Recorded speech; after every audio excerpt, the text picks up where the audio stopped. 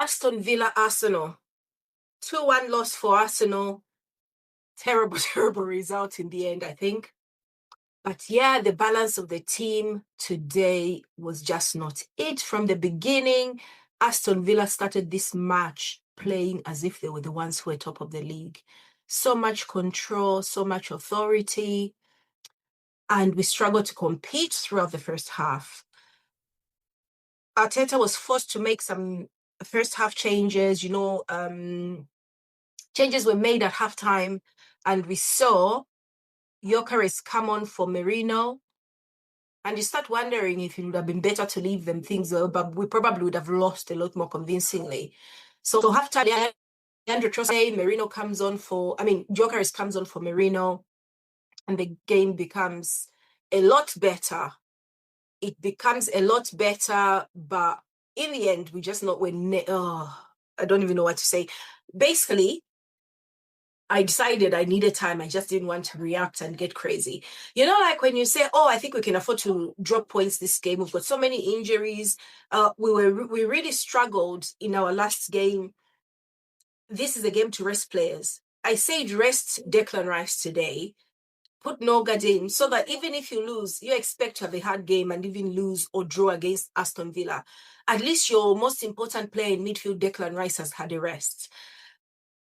It was just completely a waste of a game to play Declan Rice in my opinion. We had very little control from that midfield. We had some good performances. I thought one of our most standout players today was Martin Odegaard. You could see what he was trying to do. But Martin Odegaard in certain games doesn't give you the whole package, does he? But he was probably our best player, in my opinion, in that game. But of course, it takes a lot more when you're playing a team like Aston Villa.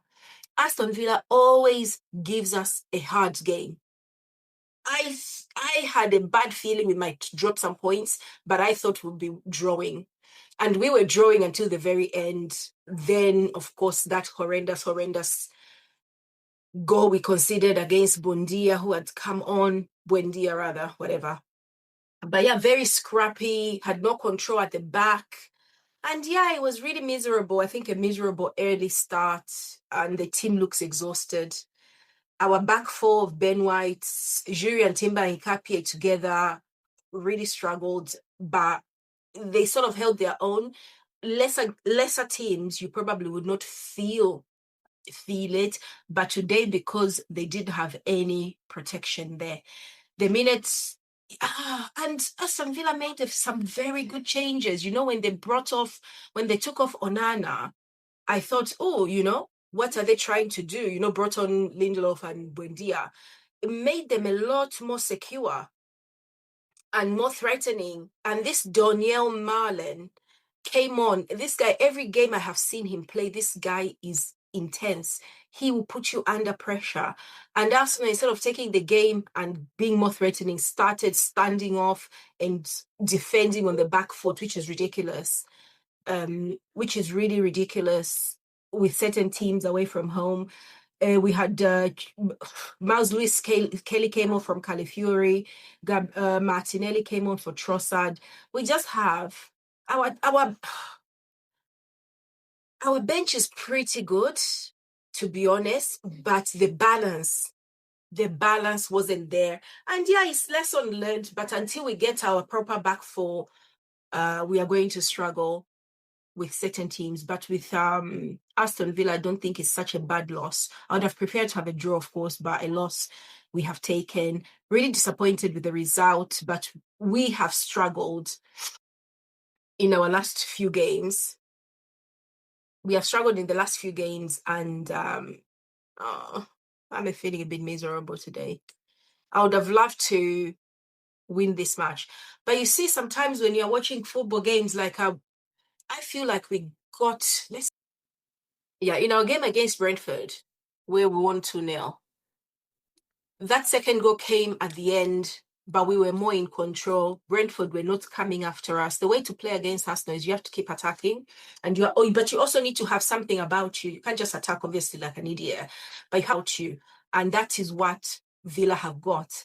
Unai Emery is not to be played with. This guy has gone 17 games 7 games unbeaten, all wins in the Premier League, I think, in the last few games. So they are definitely are not a team to be messed around with. Let me see their last few games that they have played. I feel miserable. I'm not sure I made out for this. Let me start in September, late September, where they played Bologna. They beat them 1-0, 3-1 Fulham, beat Feyenoord away from home 2-0, beat Burnley 2-1, beat Tottenham away from home 2-1. They lost to these go-ahead Eagles in Europe, which is probably their last. They beat Man City in late October, lost to Liverpool 2-0. Of course they did. Beat Tel Aviv, beat Bournemouth, beat Leeds 2-1, beat Young Boys 2-1, beat Wolves 1-0. And then they had this great win in their last game against Brighton, where they were 2-0 down and went and won it 4-3 in the end. And then they beat Arsenal 2-0. They were super lucky because at the end of the day, we got these crazy injuries. But this is where the manager needs to come in and mitigate these things. The balance of the team today just wasn't very suitable. In that midfield, I know. And every time I watch Zubimendi, everything you people praise him for, I just don't see the value. I just don't see where he's an improvement in that midfield, because I feel like Declan Rice has to do 2 jobs just to fit this guy in. Zubimendi, I think so. At the moment, I think Declan Rice is being less effective in today's game because he has to do Zubi's job as well. So I don't know. Maybe I don't know what I'm talking about, but honestly, I just don't see the value. And I'll keep looking. I saw him do something on the wing today, but that was it. There's nothing, like there are people like Odegaard, the minute he comes on, you will see the difference. I don't see what Zubimendi does. He has one of those invisible performances that I don't notice. I was not seeing Onana. I was not seeing Kamara. I was not seeing Yuri Telemans. I did not notice Zubimendi at all. I noticed Odegaard. I noticed even Nkapie, everybody. I could see what they were doing except what Zubi was doing. So, and anyway, this is not a scapegoating video, but yeah, it's just to report that we have had a terrible loss. It means that if Manchester City win, let's see if they're doing anything, Man City. No. Let's see what the games are doing now. If Man City win, they're 2 points behind Arsenal, which is not fun for me. They're still playing. It's still 0-0. Villa are 3 points behind. I'm not super worried about Villa, but because they'll probably got a loss or 2 in them. But there are very few teams in the Premier League that will do what Villa have done. Villa did it over 90 minutes. They know how to break the game. They go from, they have periods of play where they have to be effective. They just don't play foolishly. They know they have to defend for a bit to catch their breath and do whatever. Then they come in and then they do what they have to do. Look what they did. They made sure in the last 10 minutes they were on the front foot and they hammered us throughout. Bayern Man City Sunderland is going to be a tough game for them because it's still 0-0 and Sunderland are not to be played with. So yeah, to be honest, I don't have much to say, but it was a terrible game. Bad result for Arsenal. It's not the end of the world. Next game we are playing is going to be, I think, Wolves. So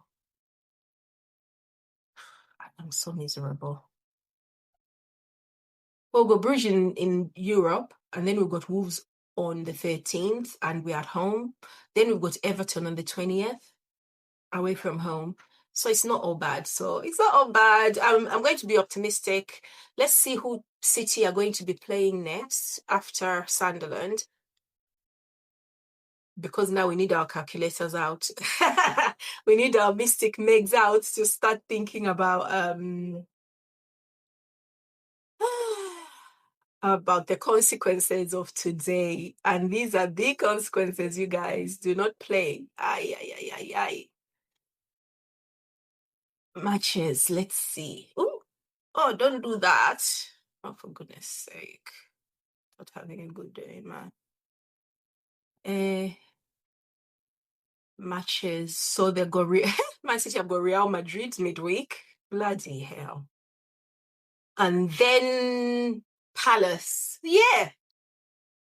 We'll be fine, you guys. We're going to continue. It's a long season. Expect to be ups and downs. We've got a couple more losses we can take. We just need to know where to place them.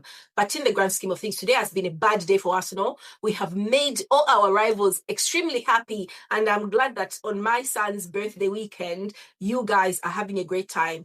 Right now, I am going to get ready, change, because I'm taking my son out. He's only 6 years old, but we're probably going to go to the Christmas market in Birmingham, walk around, enjoy the atmosphere, let him have some crazy amounts of pizza, and then we'll look at football again tomorrow and over the week, because today has been a bad day. Let's get our players back, have a word with the medical team, hopefully.